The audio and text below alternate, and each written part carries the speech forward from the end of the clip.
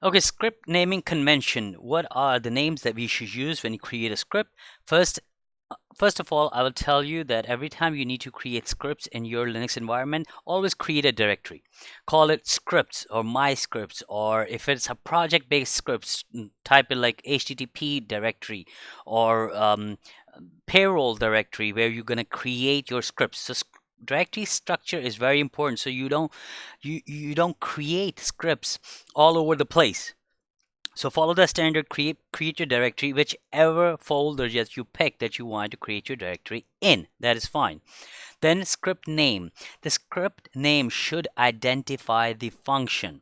If you are going to get into a job, or if your job functionality is revolves around creating a lot of scripts, doing a lot of automation, then it's best that you name it that matches its purpose. If your script is going to check the date, check today's date, and you are naming it XYZ, then again, few months from the day you create, you're gonna forget what XYZ is for. So it's good that you name it like date or something, my date script or something like that. And the script should end with a shell. So if you are using bash shell, then I would say write the name of this the name of the script followed by dot bash.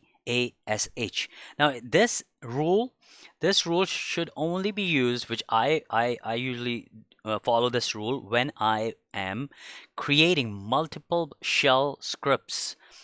Meaning, if you are creating shell script in Corn shell, C shell, Perl, or Bash, then you need to have the extension at the end, which is sh .corn shell. So these are the three basic standards that you should have. Let me log into my Linux machine, and I will show you exactly what I wanted to cover here. So if you go into your Linux machine and you log into your home directory. Let's say my home directory is /home/iafzol. In my home directory, you notice I have a directory called scripts. So this is what I mean. So every time you create a script, you need to create a directory first. So this way you go into your script directory. So this way you don't have to scroll through and find out where your scripts are. So in my home directory, you'll see I have a very few files and directories. So it's very easy for me to find out because it's a test environment. But maybe you're working in an environment where you create thousands of directories. So that's why it's important you create a directory called scripts. Once you create the script directory, then you could just go in and you'll see right here in my home directory, I have a script called xyz-script.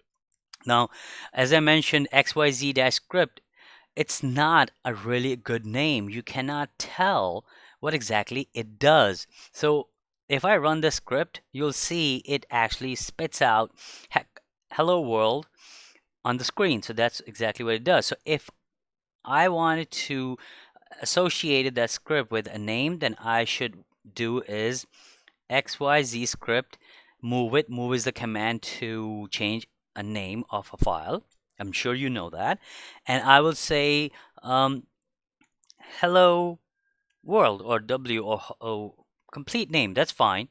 And I will run that command and you'll see now my script name has changed to hello world. Now, if I am using multiple shells, then I should label it as move hello world dot bash.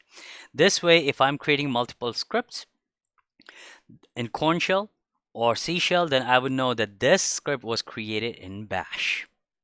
So this is basically very quick lesson I wanted to cover. Remember that this is the standard that you should follow. Also, if you are doing that type of work in your environment and you decided to leave your job and move on to another career, the person who's going to come and replace you, that person, I'm telling you, is going to be so happy, or even your manager is going to be so happy that you are so organized that all the script that you created while you stayed with the company are all organized and where to find them.